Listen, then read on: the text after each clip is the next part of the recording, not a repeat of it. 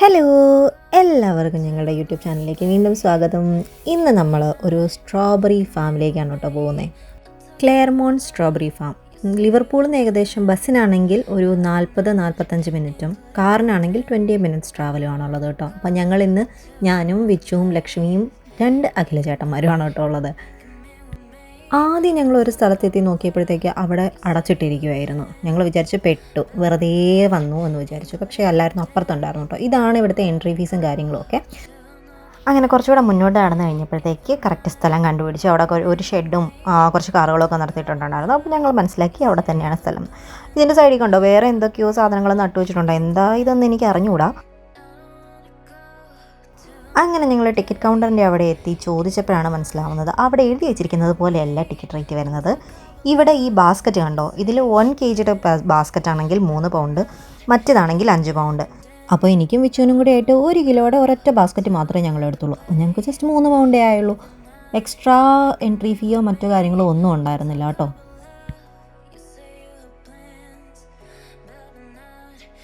അപ്പോൾ ഇതാണ് ഗൈസ് നമ്മുടെ സ്ട്രോബെറി ഫാം.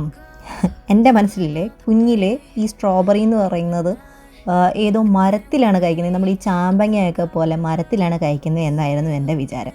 ഇപ്പോൾ കണ്ടില്ലേ, ഇതാ ഇങ്ങനെ പരനിലം പറ്റി കിടക്കുന്ന ഈ ചെടിയിലാണ് ഈ സ്ട്രോബെറി എല്ലാം ഉണ്ടാകുന്നത്. ആ ഫാമിലോട്ട് കയറിയപ്പോൾ തന്നെ നല്ല ഒന്നാന്തരം സ്ട്രോബെറിയുടെ മണമായിരുന്നു കേട്ടോ.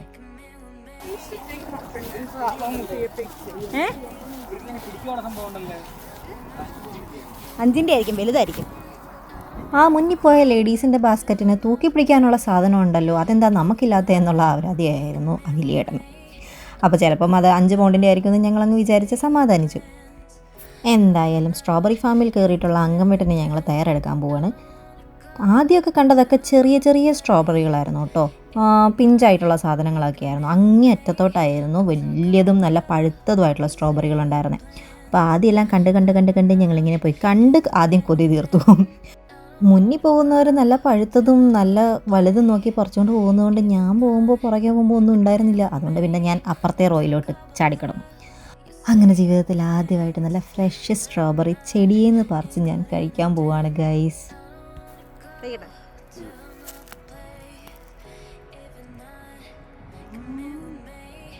നല്ല ടേസ്റ്റും.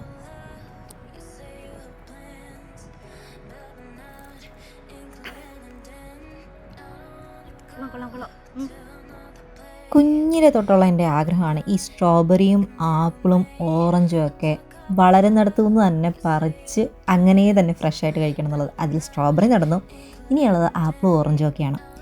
അപ്പോൾ ആപ്പിളിൻ്റെ സീസൺ കഴിഞ്ഞ പ്രാവശ്യം ഇവിടെ ഇഷ്ടംപോലെ ഞങ്ങൾ ബസ്സിൽ പോകുമ്പോഴൊക്കെ കണ്ടെങ്കിലും പറിച്ച് കഴിക്കാൻ പറ്റിയില്ല. ഇനി വേണം, അടുത്ത സീസണിൽ വേണം പറിച്ച് കഴിക്കാനായിട്ട്. അങ്ങനെ നടന്ന് പറിച്ച് ബാസ്ക്കറ്റിലേക്ക് ഇടുന്നതിനെക്കാട്ടിലും നേരെ വയറ്റിലേക്ക് ഇടുന്നതായിരുന്നു കൂടുതലായിട്ടും ആദ്യം സംഭവിച്ചുകൊണ്ടിരുന്നത് കേട്ടോ. പോകുന്ന വഴിക്ക് കഴിച്ച് വയറ് നിറച്ചുകൊണ്ട് പോകാം. സ്ട്രോബെറി ഇന്ന് തന്നെ വയറ് നിറയും. പറഞ്ഞത് സത്യമായിരുന്നു കേട്ടോ. ഞങ്ങളന്ന് ഉച്ചയ്ക്ക് ഫുഡായിട്ട് കഴിച്ചത് മൊത്തം സ്ട്രോബെറിയാണ്. അന്നത്തെ ദിവസം ഉച്ചയ്ക്ക് ഞങ്ങൾ വേറെ ഒന്നും ഫുഡ് കഴിച്ചിട്ടില്ല. വൈകുന്നേരം ഒരു 6 മണിയൊക്കെ ആയ സമയത്താണ് പിന്നെ വേറെ എന്തെങ്കിലും ഫുഡ് കഴിക്കുന്നത് തന്നെ. ഇതേ നോക്കിയ സ്ട്രോബെറിയൊക്കെ നിൽക്കുന്നത് നല്ല ചുവന്ന് തൊടുത്ത് നല്ല കുലകുലാന്ന് നിൽക്കുന്നു. കണ്ടിട്ട് ഭയങ്കര കൊതിയാവുമായിരുന്നു. കഴിച്ച് സത്യം പറഞ്ഞാൽ അങ്ങ് ചെകിടിച്ച പോലെ അതുപോലെ വയറ് നിറച്ച് കഴിച്ചു. 1 കിലോയുടെ ബാസ്ക്കറ്റാണ് നമ്മൾ എടുത്തതെങ്കിലും 1 കിലോ ബാസ്ക്കറ്റിനകത്തും 1.5 കിലോ വെച്ച് വയറ്റിനകത്തോട്ടും പോയിട്ടുണ്ട്. അങ്ങനെ ഞങ്ങൾ ഞങ്ങളുടെ വീഡിയോസൊക്കെ എടുത്തുകൊണ്ട് വന്നപ്പോഴാണ് അഖിലേട്ടൻ പറയുന്നത്, എടി നീ നിൻ്റെ വീഡിയോ മാത്രം എടുക്കാതെ നിൻ്റെയും കൂടെ എടുക്ക്, മിക്കവാറും എൻ്റെ കണ്ടിട്ടായിരിക്കും നിനക്ക് സബ്സ്ക്രൈബേഴ്സ് കൂടാൻ പോകുന്നതെന്നും. അവന് ഞാൻ വിചാരിച്ച് കിടക്കട്ടെ, ഇനി എങ്ങാനും ബിരിയാണി വിളമ്പിയാലോ എന്ന്.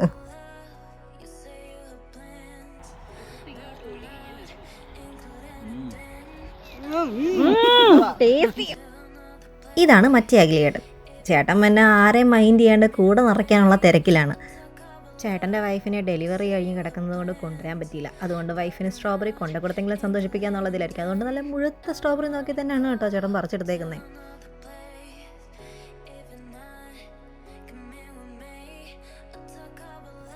എൻ്റെ വീഡിയോ സെഷൻ കഴിഞ്ഞിട്ട് ഇനിയിപ്പോൾ അടുത്തത് വിച്ചുവിൻ്റെ വീഡിയോ സെഷനാണ്. വിച്ചു ഇങ്ങനെ സ്ലോ മോഷനിൽ ഓരോന്നിങ്ങനെ പറിച്ചെടുത്തുകൊണ്ടിരിക്കുകയാണ്. ശരിക്കും അങ്ങ് പഴുക്കാത്തത് എന്നാൽ ഏകദേശം ഒരു മീഡിയം പഴുപ്പായത് നോക്കിയാണ് ഞങ്ങൾ ബാസ്ക്കറ്റിലേക്ക് പറിച്ചിട്ടത്. അല്ലെങ്കിൽ പിന്നെ പെട്ടെന്ന് അഴുക്കായി പോയാലോ. പിന്നെ നല്ല പഴുത്തത് നോക്കി ഞങ്ങൾ അവിടെ നിന്ന് കഴിക്കുകയും ചെയ്തു. അങ്ങനെയാണ് കേട്ടോ ഞങ്ങൾ ചെയ്തത്. നിങ്ങളും അങ്ങനെ ചെയ്താൽ മതി. നല്ല പഴുത്തത് നോക്കി ബാസ്ക്കറ്റിൽ ഇട്ടുകൊണ്ട് പോകുന്നു കഴിഞ്ഞിട്ടുണ്ടെങ്കിൽ 2 ദിവസം കൊണ്ട് തന്നെ മൊത്തം അഴുക്കായി പോകും.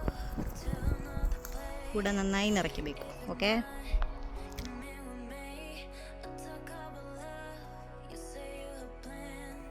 ഈ സ്ട്രോബെറിയുടെ ജ്യൂസിനെസ് കാണണമെങ്കിൽ ഇതാ ഇപ്പോൾ വിച്ച് കാണിച്ചു തരും കേട്ടോ.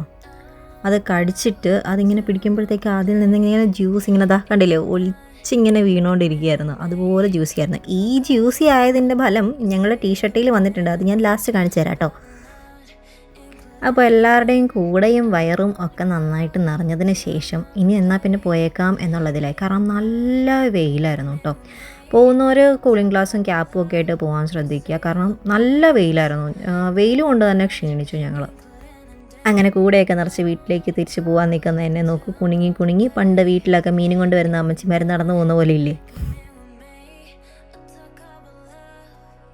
ഒക്കെ എടുത്തു കഴിഞ്ഞിട്ട് ലാസ്റ്റ് ഫൈനലി നമ്മുടെ തോട്ടത്തിൻ്റെ വ്യൂവും കൂടെ ഒന്ന് മൊത്തത്തിലെടുത്തേക്കാന്ന് വെച്ച് ഇങ്ങനെ ജസ്റ്റ് ഒന്ന് ക്യാമറ കറക്കിയപ്പോഴാ ഈ ക്യൂട്ടി പയ്യൻ ഞാൻ കാണുന്നത്. ഞാൻ പിന്നെ അവരുടെ അടുത്ത് പോയി ചോദിച്ചു കൊച്ചിൻ്റെ ഫോട്ടോ ഒന്ന് എടുത്തോട്ടേന്ന്. അപ്പോൾ അവർ സമ്മതിച്ചു കേട്ടോ. അപ്പോൾ ഇതാ നല്ല ക്യൂട്ട് ആവയല്ലേ. ഞാൻ കൊച്ചിനോട് സ്ട്രോബെറി കഴിക്കാനൊക്കെ പറഞ്ഞ് അതിനെ കൊണ്ട് ഓരോ പോസ്റ്റിലൊക്കെ ഫോട്ടോ എടുപ്പിച്ചേക്കുമായിരുന്നു. നല്ല അടിപൊളി ഒരു ഫോട്ടോ ഇട്ടിട്ടുണ്ട് കേട്ടോ. നമ്മൾ ഈ വാൾപേപ്പറിലൊക്കെ കാണുന്ന പോലെ ഹൈപ്പ് ഇടാവേ. എങ്ങനെയുണ്ട്? അടിപൊളിയല്ലേ, നല്ല ക്യൂട്ടല്ലേ. അഖിലേട്ടനാണ് കേട്ടോ ഈ ഫോട്ടോയുടെ ക്രെഡിറ്റ്. അപ്പോൾ ഞാൻ കുറച്ച് മുന്നേ പറഞ്ഞില്ല നല്ല ജ്യൂസി ആയതിൻ്റെ ഫലം അറിഞ്ഞിട്ടുണ്ടെന്ന്. കൈയൊക്കെ നോക്കിയതാ വിച്ചുവിൻ്റെ ടീഷർട്ട് നോക്കും, അത് മൊത്തം നല്ല കറയായിട്ടുണ്ട് കേട്ടോ. വീട്ടിൽ വന്ന് ഞാൻ കഴുകിയപ്പോഴത്തേക്ക് ഭാഗ്യം കൊണ്ട് പോയി. ഞാൻ വിചാരിച്ചു പോകത്തില്ലായിരിക്കും എന്ന്. കയ്യിലൊക്കെ നോക്കിയാൽ നല്ല ചുമന്നിരിക്കുന്നത്.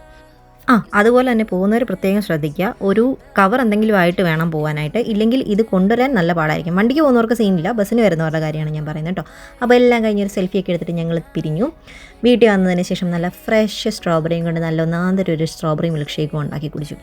അപ്പോൾ ഇതുണ്ടാക്കുന്നതിൻ്റെ വീഡിയോ ഞാൻ ഷോർട്സ് ആയിട്ട് ചാനലിൽ ഇട്ടേക്കാം. എല്ലാവരും കയറി കാണുക, ചാനലൊക്കെ ഒന്ന് സപ്പോർട്ട് ചെയ്യുക. അപ്പോൾ അത്രേ ഉള്ള video. Thank you so much. By.